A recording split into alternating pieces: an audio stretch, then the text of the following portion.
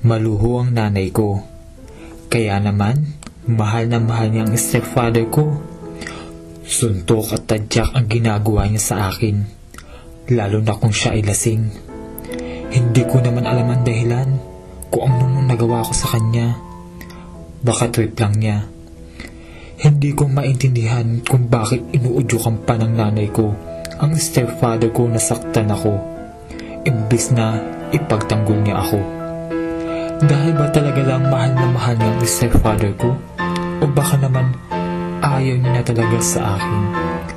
Feeling ko, nag-iisa ako. Awang-awa ako sa sarili ko.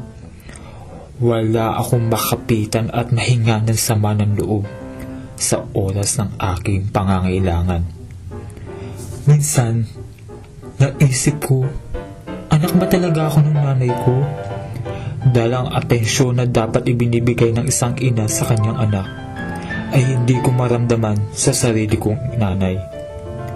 Kahit ilang beses akong saktan at pagmalupitan ng stepfather ko, hindi pa rin ako maipagtanggol ng nanay ko, at siya pa ang tuwang-tuwa habang ako'y nasasaktan.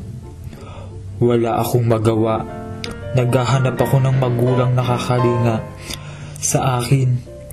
Pangangailangan ng isang anak na tulad ko. Minsan, naisip ko na rin bawian ang sarili kong buhay para kung sakali man mawala ako, ay baka pagpahalagahan nila ako, kahit hindi bilang anak, bilang tao man lang.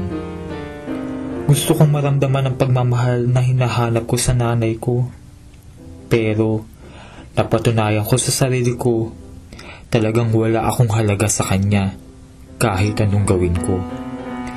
Kahit pa ulit-ulit man akong saktan ng stepfather ko, hindi niya ako talaga maipagtanggol.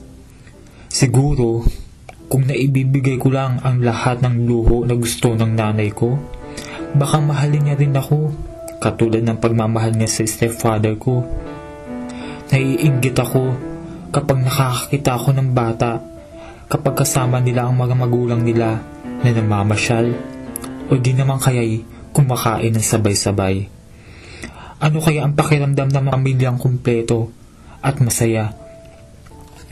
Hindi pa rin ako nawawalan ng pag-asa na mahalin din nila ako, at kahit hindi ako tunay na anak na stepfather ko, pero sana kahit ganun pa man, isipin nila tao din ako, may pakiramdam na marunong ding masaktan. Ang gusto ko lang ay magkaroon ng magpakalingang magulang. Ang gusto ko lang ay magkaroon ng magpakalingang magulang.